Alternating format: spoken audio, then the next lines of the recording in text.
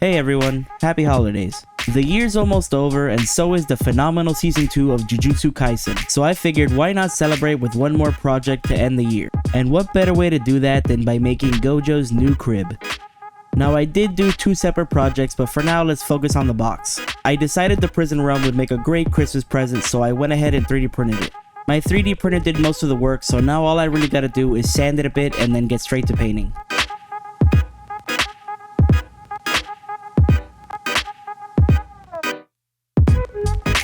Two hours later.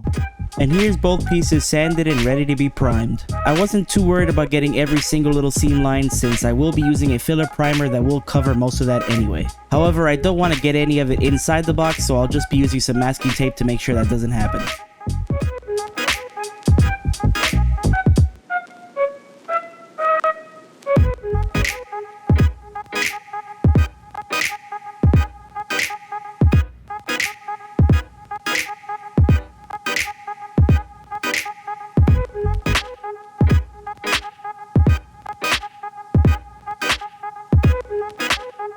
As you can see, once I applied the primer, all those nasty scratches just disappeared. Now let's get this thing painted.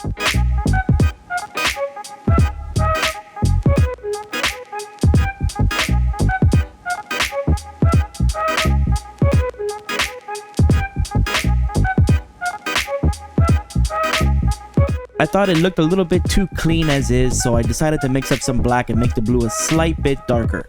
I'll then take that darker blue and apply it to random spots to make it look more dirty and worn.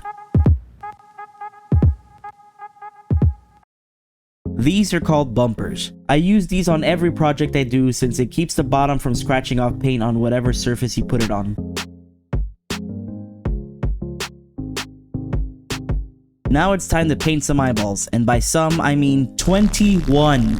Each eyeball gets at minimum 2 coats of white, then some blue for the pupils, and then covered in resin to make it nice and glossy. It's not a difficult process, but it does take forever. Although it was nowhere near as tedious as the next project that I'm gonna do, but spoilers, we'll get to that soon.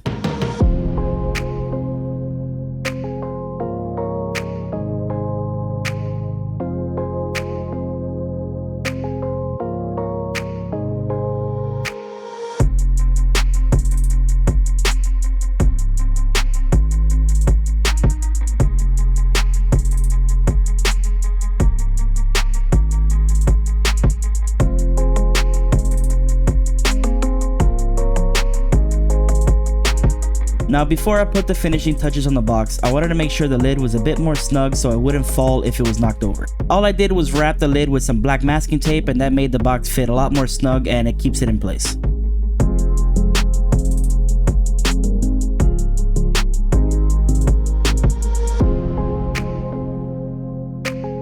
Now it's time for the most nerve-wracking part, filling each and every eyeball with UV resin. The reason I was nervous about this was because I've used UV resin in the past and sometimes it doesn't always quite work out the way I wanted it to. Plus, it would really suck to mess it up now after I did all that work. But luckily I'm an artistic genius and I pulled it off flawlessly like I always do.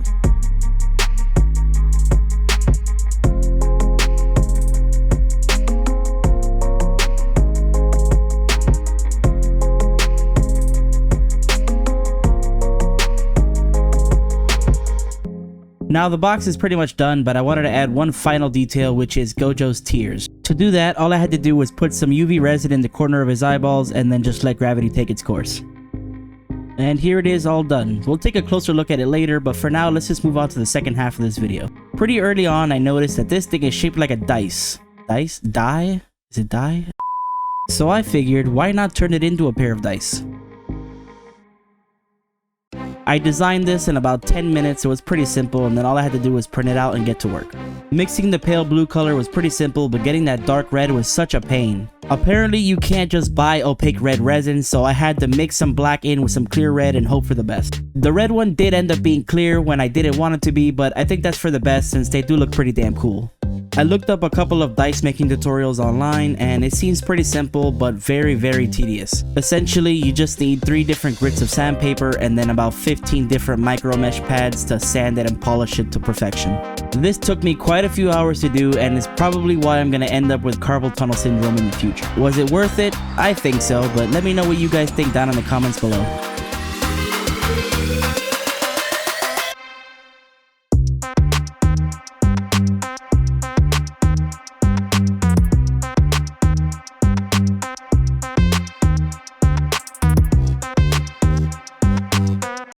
2,000 years later.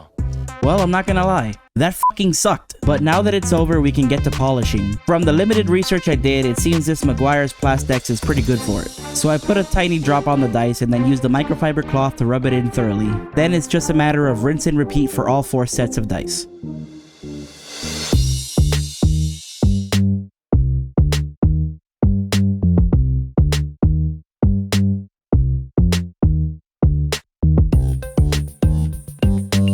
Now it's time for the truly horrifying part that made me regret this idea altogether. Having to paint every single eyeball for all 4 sets of dice. Each one has 21 eyeballs. That's 42 eyeballs per set and 168 eyeballs for all 4 sets. At least I had the sense to use a dropper to get the paint in there instead of doing it with a brush, because that would have taken way longer. Once the paint dried, I took a toothpick and scratched off any leftover paint in areas that I didn't want it. With the whites done, now it's time to paint 68 irises red and 68 irises blue.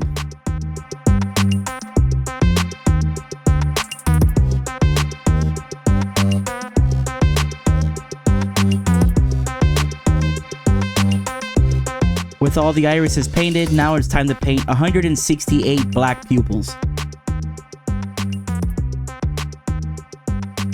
But we're not done yet. Now I'll take a toothpick and put a dot of white on each eye to make it look glossy and shiny. But at least after that, we're finally done, right? Wrong! The final step is to add a bit of UV resin to each eye to make it look glossy and wet. It'll also serve as a sealant for the eye so that the paint can't get scratched off later on. And while I put on the finishing touches, I'd like to take this moment to thank you guys for watching as always. I'm about to complete my 2nd year with this channel and I look forward to many more. If you like what I do, please consider giving me a like and subscribing to see more stuff in the future. But for now, let's take a look at my Jujutsu Kaisen Prison Realm box and dice.